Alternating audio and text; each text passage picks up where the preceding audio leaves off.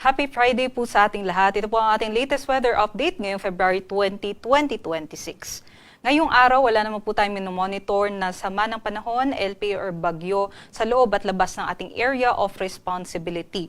Ngunit patuloy pong uulanin ang malaking bahagi ng Mindanao, maging dito sa silangang bahagi ng Visayas, dulot ng shear line o yung salubungan ng hanging amihan at ng easterlies. Kaya ngayong araw nga and in the next 3 days, inaasahan pa rin po natin yung mga pag-ulan dulot nitong weather system na ito.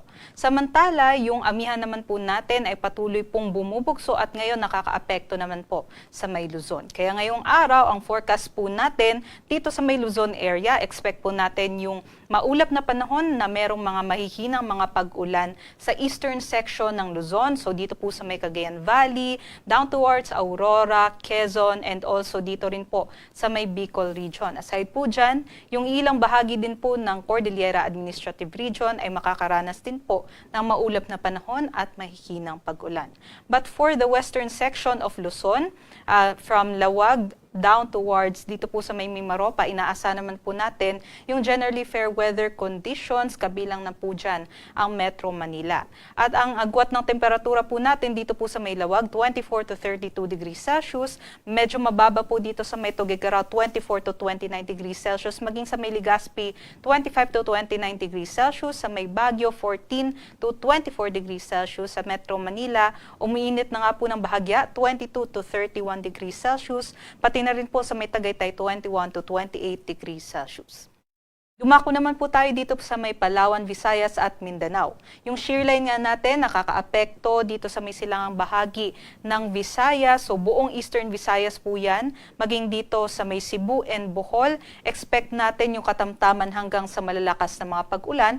Kaya't doble ingat sa ating mga kababayan. And also, yung shear line din is affecting yung malaking bahagi din po ng Mindanao, liban na lamang dito sa may Zamboanga Peninsula. Although yung Sulu po ay kasama pa rin sa maaaring ulanin itong shear line. But other parts of the country po, itong Zamboanga ay posible pong makaranas pa rin ng mga localized thunderstorms. But for the rest of Visayas and also for Palawan, posible lamang po yung generally fair weather conditions na may mga mahihinang pag-ulan. Ito naman po yung ating mga agwat ng temperatura dito po sa Visayas, Palawan, and Mindanao. Inaasahan po natin mabababa po ang temperatura dito po sa silangang bahagi ng Visayas and Mindanao dahil po yan sa shear line. So for Tacloban, 24 to 29 degrees Celsius. Sa may Cagayan de Oro, 24 to 28. Davao, 24 to 27. Mainit naman po ang ating panahon dito sa may Zamboanga. So 25 to 33 degrees Celsius po sila ngayong araw. And then for Cebu, 26 to 29. For Iloilo and Puerto Princesa, 24 to 31 degrees Celsius. While for Kalayaan Islands ay 27 to 30 degrees Celsius. Dulot po ng shear line, may nakataas po tayong weather advisory kung saan inaabisuan po natin yung ating mga kababayan na mag-ingat dahil posible yung mga pagbaha at pagguho ng lupa, dulot ng mga katamtaman hanggang sa malalakas na mga pag-ulan, especially dito po sa mga areas na naka-orange. So ito pong sa may Davao Oriental and sa may Surigao del Sur, ngayong araw ay posible po yung mga malawakang pagbaha dahil sa mga epekto nitong shear line, kagaya nga po ng malalakas na mga pag-ulan.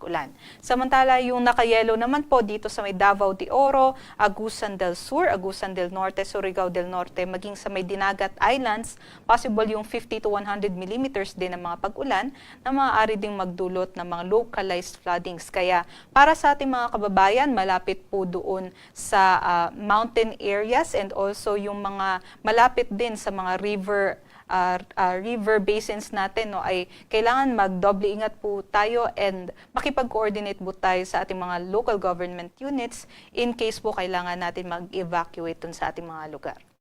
And for tomorrow, mababawasan naman po yung mga pag-ulan, although possible pa rin po yung mga localized floodings and mga landslides dahil sa malalakas na pag-ulan sa may Davao Oriental, Surigao del Sur, Agusan del Norte, Surigao del Norte, Dinagat Islands, and part na rin po ang Southern Leyte. Dahil inaasahan natin yung shear line or yung axis po nitong shear line ay aakyat po patungo sa may Eastern Visayas in the next few days. At para sa kalagayan ng ating karagatan, wala naman po tayong nakataas na gale warning, kaya't malaya din po makakapaglayag yung ating mga kababayan. Para dito sa Metro Manila, ang araw po sisikat mamayang 6:18 a.m. at lulubog naman mamayang 6:02 p.m.